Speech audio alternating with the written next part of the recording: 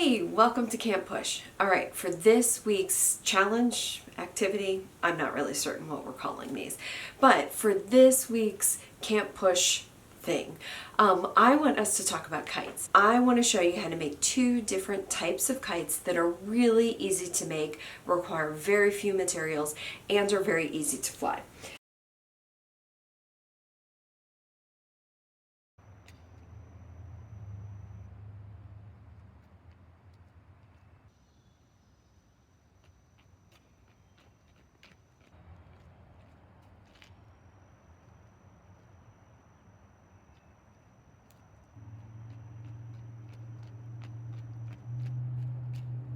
This is a new kite design for me. We'll make one.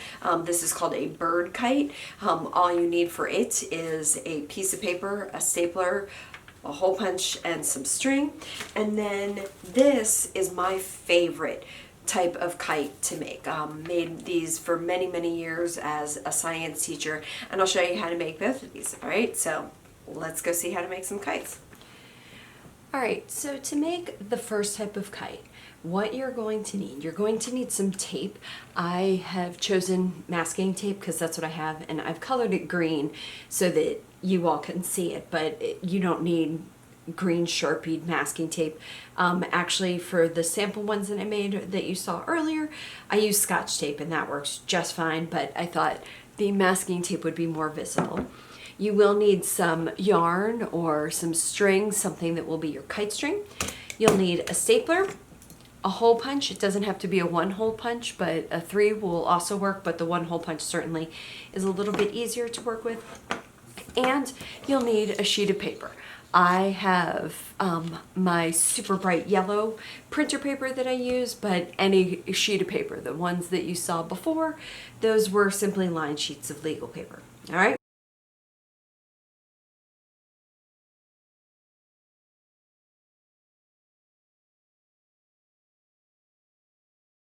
So here's how we make the first type of kite. First type of kite, when you turn your paper so that it is horizontal, like this, all right? See the horizontal paper, not the long ways like you're doing a portrait. This is landscape. You're going to fold this in half. In classrooms, I call this a hamburger fold, but whatever you would like to view this as, you're going to fold that in half. Okay, so far so good. Just a piece of paper, kind of like you're making a little book. Now, this is pretty easy and kind of is instructions by ish. There's no exact way to do this. You're going to take one of the upper corners and you're going to put it down to where the book spine would be if you're making it like a book. And then you're going to take the other corner and you're going to do the same thing on both sides. See how I have those lined up there? Hopefully you can see. It's so hard to see with the yellow. And then I'm going to take a stapler. I suppose you could do this with tape, but it's a whole lot easier with a stapler, where I'm just going to get both corners and staple it. And of course I missed. You're going to take both corners. It's hard with your fingers in the way. You're going to take both corners and you're just going to staple it down. Oh, I got it that time. My poor janky pandemic stapler. Now, I'm almost done with my kite at this point. See how easy that was? This is the basic shape. Now, just behind where I stapled those two corners down, I'm going to get a piece of tape. Now, this is really, it's not actually super necessary, but I like doing this because it makes things a whole lot safer. I probably could have stapled this a little closer to the top part, but it really doesn't matter. But then right behind where I stapled, I'm going to put my piece of tape. I'm just going to fold it up on both sides here so that I've got the tape going on both sides. Now, the reason I do this is because right here behind where I stapled, I'm going to put my kite string hole, where I'm going to take my hole puncher and I'm just going to hole punch through the tape. I like to put the tape there because then it makes my kite string hole a whole lot more secure. See how I've got the hole that's going through the tape? That way the paper doesn't rip as quickly. Now, then I'm going to take some yarn or string, and I'm gonna pull out a good distance. Probably you want at least 6 feet, but I'd recommend 8, and depending on if you're gonna put it on a popsicle stick, it's kind of nice to have that already done, but of course I didn't do that here. So I've got a piece of yarn, and I'm just going to attach it to this hole. Now, I like doing square knots where if I put the yarn through, I put the short end over the long end, and then I slip it through, and I just kind of do a little overhand knot first, and I pull it down, but I don't pull it really tight on the paper because I don't want that paper to rip. And then I do the same thing where I have the short end, now it's in my right hand, and I put it over the long end, and I just poke it through that little loop that's there. And then I've got my square knot, and then this kite, believe it or not, is ready to fly. All right? All right, the second type of kite that I'm going to show you how to make, these are actually my favorite ones to make, but I'm showing you the second because it takes a few more materials. That first kite I showed you was really easy because all you need is a piece of paper, some string, a stapler, and a hole punch, and you're ready to go. This one takes a little bit more materials. You will still need tape. You will still want a hole punch for your kite string attachment. You'll need a piece of paper. You'll need your kite string. I'm using yarn. You'll need a plastic bag. It can be a small one like this or like a grocery store bag will work just fine. And you'll need something to act as a ridge. I've chosen to get a spaghetti box that I'm going to use, but when I get to that point. But you can also use, like on the sample that you saw earlier, I used a piece of plastic. Normally in a classroom I would use bamboo skewers, but I didn't have bamboo skewers. So you can think creatively about what you want to use for the spine. So we'll talk more about that in a second. So you'll need a spine material.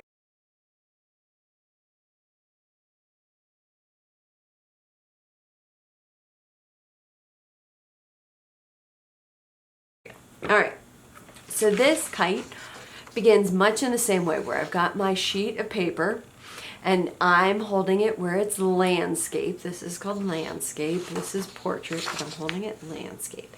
And I'm gonna fold it in half like I'm making a book, just like the other one. So I make my book, okay? So I've got my piece of paper here and it kind of looks like a book. All right, now, this is very ish, so bear with me in this kind of, kind of do it like this. It's not an exact science, it's kites, okay? So here's where I've got my spine, where if it were a book, see how it opens like that? I've got my spine. I'm going to take this, what would be the cover of the book, and I'm going to fold it, but kind of like cattywampus, okay? Hold on, don't do anything. Let me show you how I fold it. Where I just brought that upper corner and I'm just gonna go down like that, okay? It's like, there is no exact science to this. This is perfect as it is, but if yours is more long and skinny, if yours is wider, that's fine. You're just kind of gonna do a diagonal fold. Notice I didn't do an exact diagonal. If you do, that's perfectly fine, but it doesn't have to be. It's just kind of a squish over. And then I'm going to take one piece of tape, and again I have colored my masking tape green so that you can see where I'm putting tape. I'm going to take one of my pieces of tape and I'm just going to tape it right there just so that that flap, so it doesn't come open like a book. So I've got this. Now I need to get my spine. Now remember, if you have bamboo skewers, lucky you, those are great. All you need is a nice big pair of scissors and you can cut off the pointy end of the bamboo skewer. I don't have any bamboo skewers.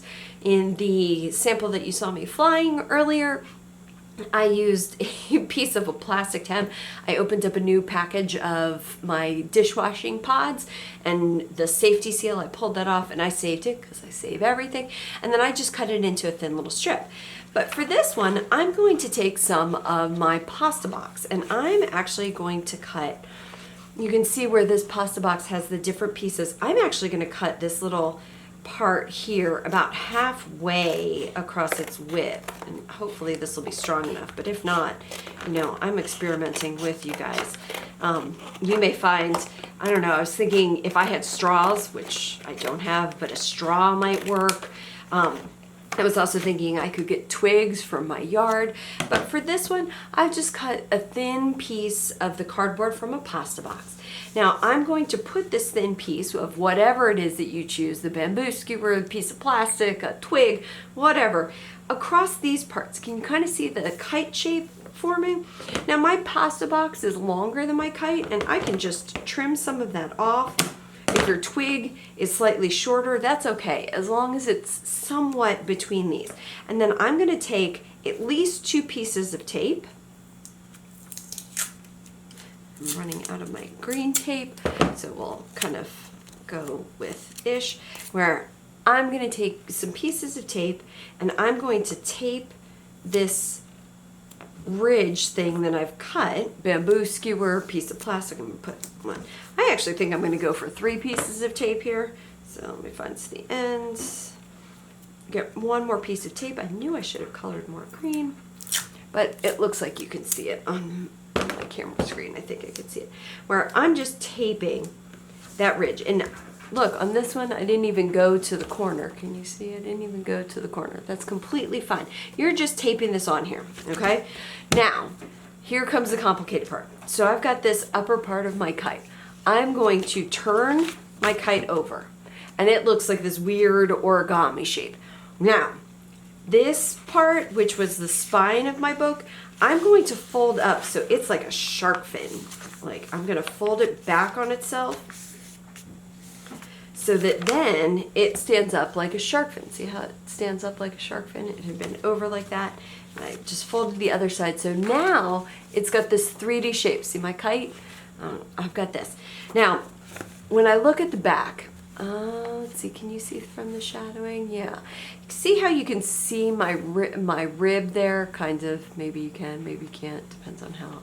Oh, that's a better side. How you can see my rib? On the shark fin, but below where the rib is, I'm going to get another piece of tape.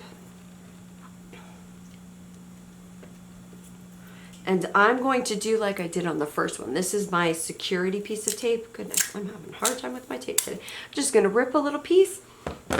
And, all right, can you see my ribs? And just below, on that shark fin, I'm just going to put the tape on both sides. Oh, goodness, tape is giving me a hard time today. Put my tape in there. So I've got the piece of tape on the ridge, kind of south, lower than the rib, and I'm going to punch another hole, and then I'm going to attach my string in the same way. I'm just going to tie a square knot where I'm going to put this upside down so that it looks like the shark fin, because that's a whole lot easier for me to work with. And I'm going to put my yarn through, and I'm going to tie a square knot. Now, square knot again, see how I've got the short end and then I've got the long end that goes to this. I'm going to take my short end and put it over the other part, and I've got that loop where my finger is, and I'm just going to push the short end through.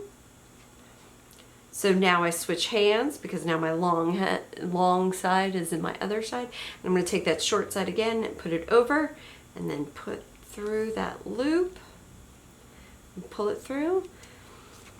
And then I've got my loop. Now, this type of kite is a little bit different than the first one, because this type of kite needs a tail. A lot of times in movies you see kites with tails, and I never really understood how tails worked. I just thought they needed to be beautiful, but here's what we're gonna do. Normally I use something called surveyor flagging tape, but I don't have any here at home. But what works really well is old plastic bags. We just need something that can be a very lightweight thin strip. So I'm going to take this plastic bag, and you can do this with the kinds with the handles, just cut off the handles. I'm just going to cut, I would say it's probably about 1 inch, 3/4 of an inch, 1/2 inch. I am so bad at estimating. I'm just going to cut a strip like this. And if you have the bigger bags, it's okay if it's a longer one. So now I've got this loop, which is about 1/2 inch wide, 3/4 of an inch. With my bad estimation, and I'm going to change it from a loop into a long strip. Can you see how it's a nice long strip? I'm going to focus on my camera wonky. So I've got a nice long strip, and I'm just going to attach that to the base of my kite. Again, getting another piece of tape. I really underestimated how much tape I was going to use. I should have colored more. Just going to get a little piece of tape, and up here on the same side with my rib, I'm just going to tape my tail right there. Now, my tail is not terribly long because I had that small bag. Your tail might be longer. You know, I could cut another strip and make a really nice long tail, and I think that would change the way my kite flew. So that's something you can experiment if you decide to make this type of kite. So this is now a complete kite with the shark. This is the shark fin kite with the rib and the tail. All right. All right, so you saw how to make both, and you can decide depending on what materials you have, because I talked about the fact that I didn't have what I normally use for this cross-section bar. I don't have bamboo skewers here at the house, and I don't have my normal material, but I found alternates, and I hope you find good alternates too if you want to make this type. Flying kites is a lot of fun. Of course, you do need wind. You don't always have to have a windy place to fly them, but you can run with them, and I think you'll find both of these designs fly really well even if you're just running. Couple of words of advice. On mine, I used yarn, and I was actually surprised on these models at how well the yarn was doing. I was afraid the yarn was going to be too heavy for the kites, but it seemed to work. But you can use a thinner yarn, something like embroidery floss, or if you've got a really thin nylon yarn. But I recommend, in my models, I didn't do it because I really wasn't flying them for very long. I really recommend wrapping the end of your line around something. When I do this at school, I wrap the line around a popsicle stick, and I tape it to the popsicle stick at the very end, and then I do my wraps. But you could use something like a pen would work really well. Just anything so you have something a little bit more comfortable to hold onto, so you have the end. Also, word of warning, because these kites are made out of paper, wet dewy grass, so like outside in the morning, if these kites end up falling too often on the dewy grass, they'll end up getting all mucked up and won't be any good. But the good news is you can just, even if you had a hard time like me finding a spine, or you've only got so much yarn, you can always reuse those things and just get another sheet of paper. Luckily there's lots of paper. Do be careful if you're flying your kite with somebody else, because these bad boys, they always end up getting tangled if you fly too close to someone else, and they will end up getting stuck in bushes and trees. So just be aware of your surroundings. All right, so I hope you had lots of fun learning how to make 2 different types of kites today for a Camp Push challenge this week. But go outside, get some exercise, and go fly a kite.